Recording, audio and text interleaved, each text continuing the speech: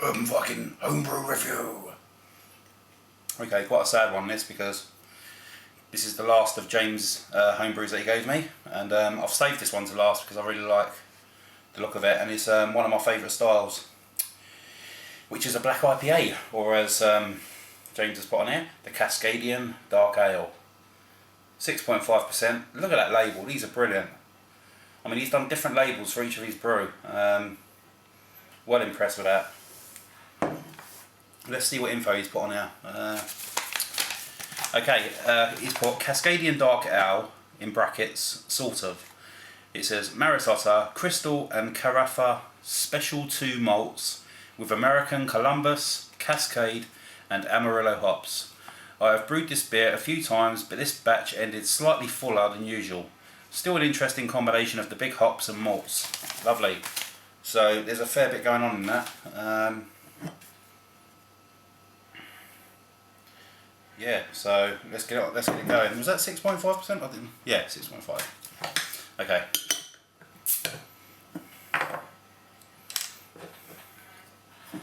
Get it in a pint glass.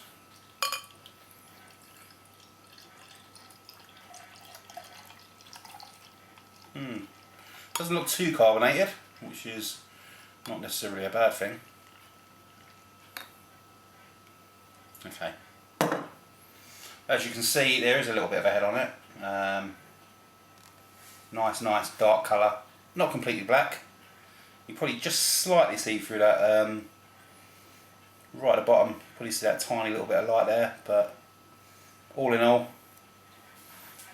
nice little head. It's keeping its head, even though it's quite small. So let's give it a nose.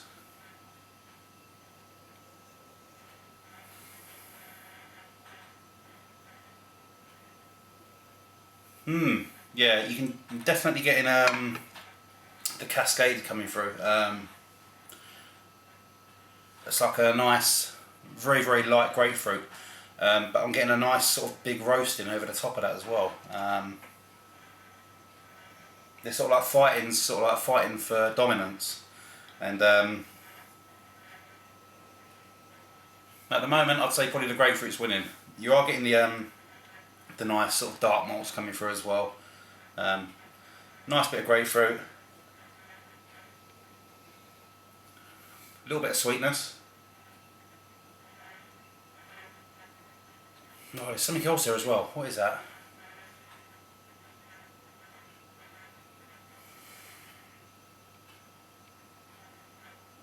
It smells slightly like rye. I don't think it is though, it can't be.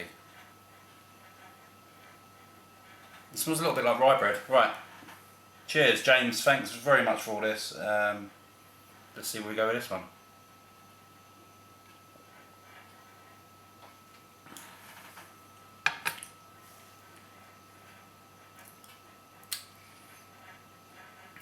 Oh, wow. Whoa.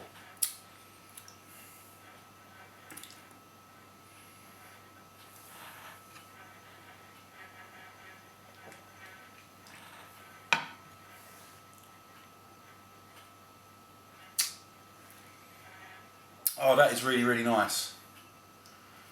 There's not a lot of carbonation at all. It's really quite smooth. When you get the initial gulp, it's really light, and you don't really get much of a flavour on the first initial gulp as it's going down. But then your tongue, you start to get the Cascade hops coming through. You start to get a nice bit of grapefruit coming over the tongue. But then it's almost followed by this sort of barrage of coffee roasting malt, which it's lovely and hoppy, and it just goes whoosh over the tongue. It's not massive hoppiness like a Storm King or like the Mocha Porter I had or anything like that, but it's really, I don't know why he said he's overly hot this. I think this is perfect for a black IPA or Cascadian Dark Ale.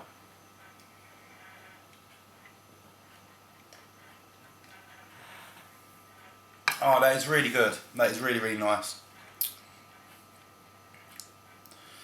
And the lack of carbonation is just making me want to, just swig the whole thing, because it is really that nice. Getting some nice dark chocolate notes on it as well. And that bitterness just continues on the aftertaste. It continues and continues, and it's not a massive grippy bitterness. It's just nice. It's not subtle either. It's sort of in between, sort of subtle and big. You know, sort of medium. But you know, it's really nice and really pleasant. It just sits on your tongue and it's lovely.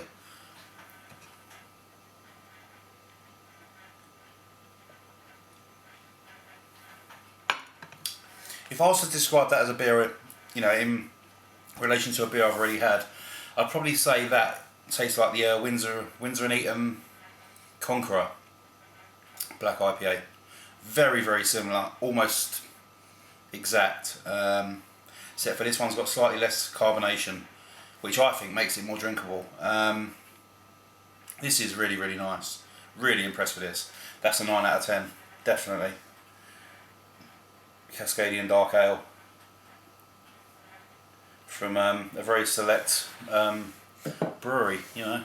James, get on the case, mate. I think you should start knocking out this and selling it, because it's really, really good. It really is.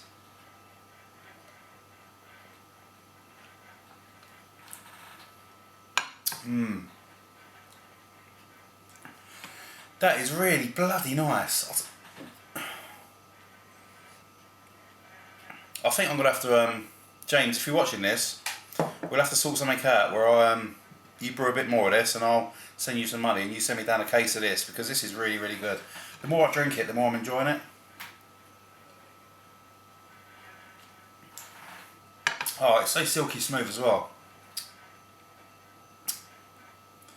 Sod it, that's getting a 9.5. 9.5 out of 10, there you go. That is really, really nice. James, thank you so much. I'm really enjoying the home brews. I just love how they all taste.